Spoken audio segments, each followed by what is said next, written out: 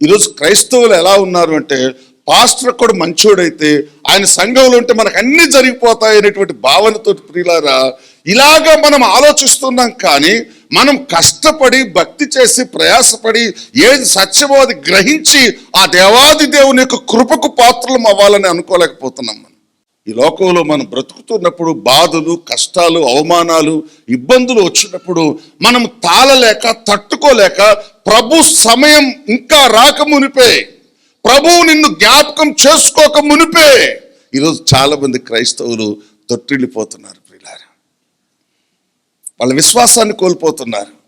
ఇంకేముందండి, ఇంక నేనేం జ్ఞాపకంలో ఉన్నాను ఆయనకి అంటే, శక్తి కలిగిన దేవుని యొక్క వాక్యాన్ని నమ్మలేవు నువ్వు.